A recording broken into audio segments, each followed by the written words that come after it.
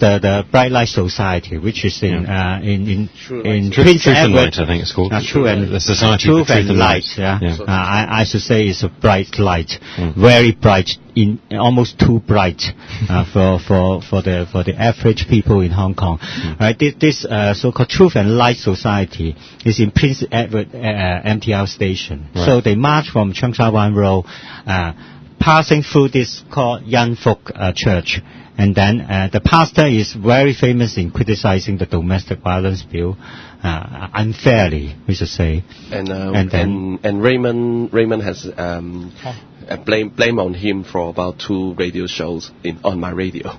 Right. And then then it's been put onto the YouTube, and there were many clicks on it. So. But in the last radio show of Raymond Wong, he said that he won't be the host of this protest.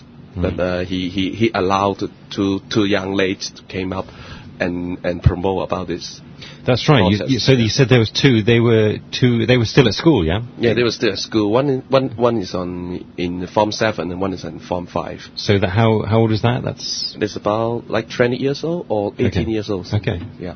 Good. Well, it's pretty good to see young people getting involved in that. Yeah. And they formed together, got themselves together, form up a Facebook group, and also they wrote on the forum of Hong Kong Reporters, which is the one we This is the forum. Yeah, this is the forum. Interesting. Yeah. I mean, that's interesting that they managed to mobilize like that through the internet without any established group, actually. So you can witness the power of internet in Hong Kong, actually. It's actually facilitating this kind of... But it's not easy to go from... it's easy to have a discussion over the internet, but it's not easy to go from a discussion to actually mobilizing people. We have a president. The president is actually 2 years ago in 2007... The Chinese University student press was also being hunted by the Christians, the rightist Christians, and they put the whole issue about sex, actually, that issue to Tela. That is the government organization responsible for censoring this kind of so-called pornographic material, and then Tela ruled it wildly, we should say, and then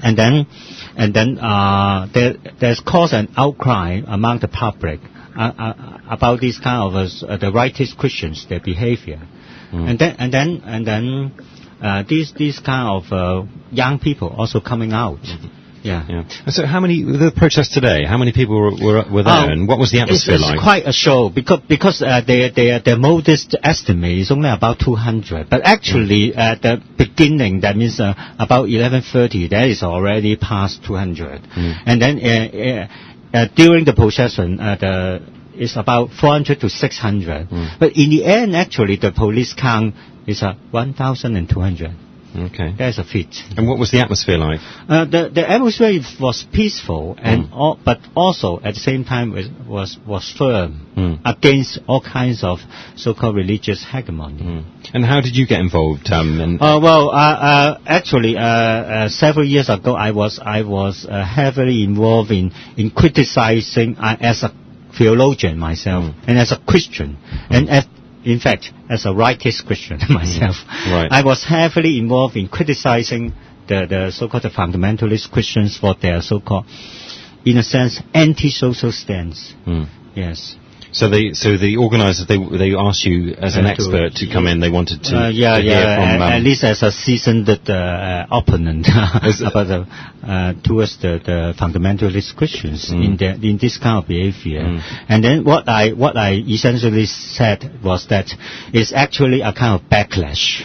That means caused by the fundamentalist Christians themselves, because they don't really respect actually other people's boundary, that means or the delicate balance between liberal and conservative values in a pluralistic society. And then this is a kind of social backlash, and this social backlash also signal a kind of a culture war starting in Hong Kong. And I found one of the conservative Christian is also come out from Hong Kong Baptist University called Dr. Guan. And he's my junior. He was my junior. He used to be my junior, but now he's my senior. So how come? I mean, how about like, for example, like Dr. Kwon, how could he become like that sort of powerful?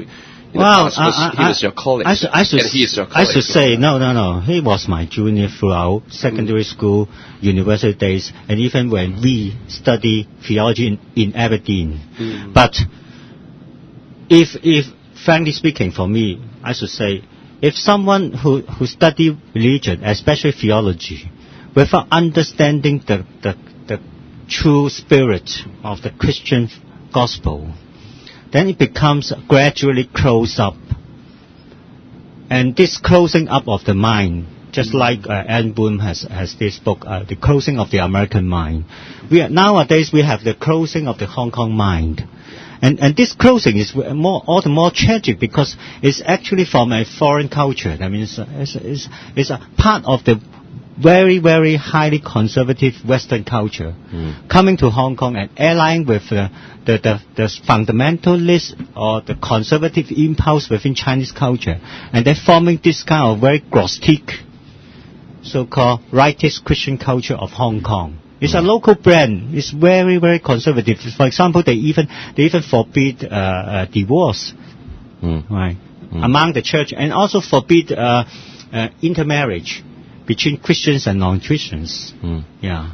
And with the protest today, it was initially it was started because of the to do with the domestic violence ordinance, wasn't it? Yes. And I get the idea, but obviously it broadened into the more general issues as well.